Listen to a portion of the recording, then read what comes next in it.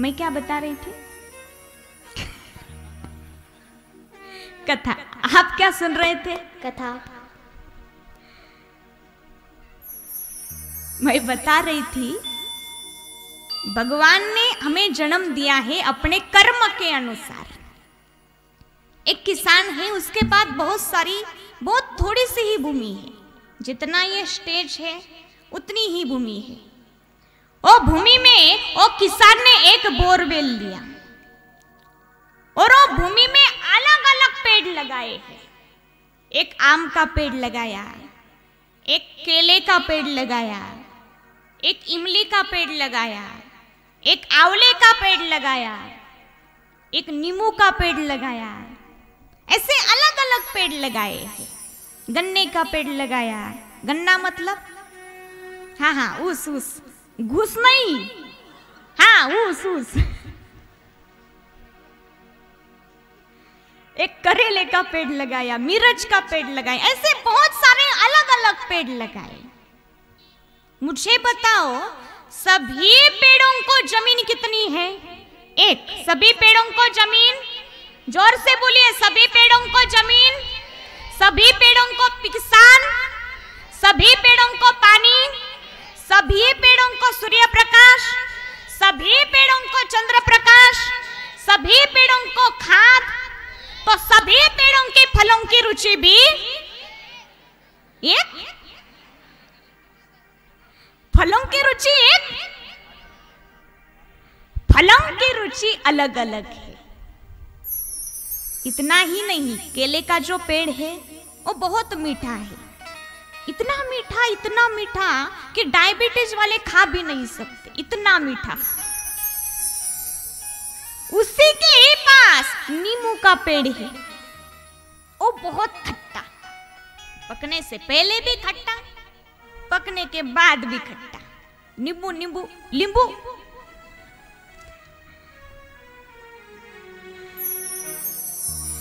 उसी के ही पास आम का पेड़ है। पकने से पहले तो खट्टा है, लेकिन पकने के बाद तो बहुत मीठा। आम का आमरस होता है ना। हाँ, आज अक्षय तृतीया के दिन बहुत सारे लोगों ने बनाया होगा। आम का पेड़, वो आम बहुत मीठे होते हैं। वो आम के पेड़ के पास में ही मिर्च का पेड़ है, बिल्कुल तीखा।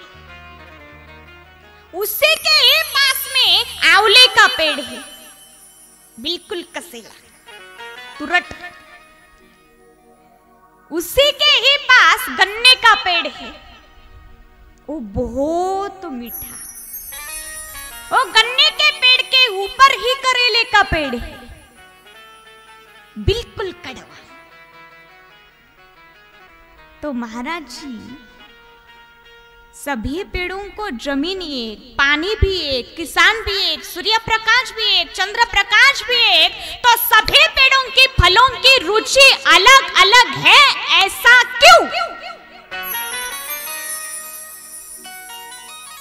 क्या है इसका जवाब? क्योंकि सभी पेड़ों की बीज अलग अलग है। सभी पेड़ों के बीज अलग अलग है। उसी प्रकार हमारे कर्म अलग अलग है। बीज मतलब कर्म।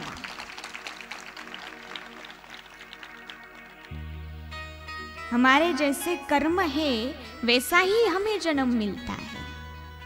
जैसे कर्म हो वैसा रिजल्ट आता है। परीक्षा में भी जैसे पढ़ाई हो वैसा ही रिजल्ट आता है। एक लड़का था, बिल्कुल पढ़ाई नहीं करता था, 24 घंटे मोबाइल में। इतने अभी तो मोबाइल बंद करो, बंद करो, बंद करो। बिल्कुल पढ़ाई नहीं करता था। तो रिजल्ट का दिन आया तो इसने अपने दोस्त से कहा, मित्र से कहा, देख तू जाना और हमारा निकाल देख के आना, रिजल्ट देख के आना। लेकिन मेरे माता पिता यदि मेरे साथ होंगे तो तू रिजल्ट बताना मत, कोडिंग लैंग्वेज में बताना। यदि एक विषय गया तो रामकृष्ण हरि बोलना, 2 विषय गए तो जय जय रामकृष्ण हरि बोलना। मतलब जैसे जैसे विषय जाएंगे वैसे वैसे तू शब्द पढ़ाते जाना। उसे समझाया, ये गया, निकाल देख के आया, रिजल्ट देख के वापस आया। कर्म धर्म संयोग से इसके माता पिता इसके साथ में ही थे। तो ये अब सोचने लगा, दूर से उसे देखा, सोचने लगा अब जय हरि बोलेगा या रामकृष्ण हरि बोलेगा या जय जय रामकृष्ण हरि बोलेगा। सोचने लगा। उसने पूछा, अरे भाई कैसा है हमारा निकाल? अब ये सोचने लगा अब वो क्या बोलेगा।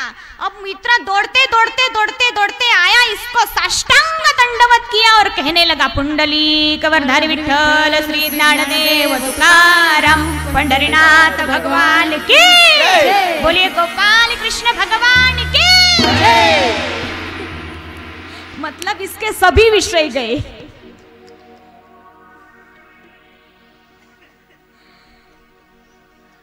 बोलो जय श्री कृष्ण, बोलिए गोपाल कृष्ण भगवान की जय। जय जय श्री राधेश्याम।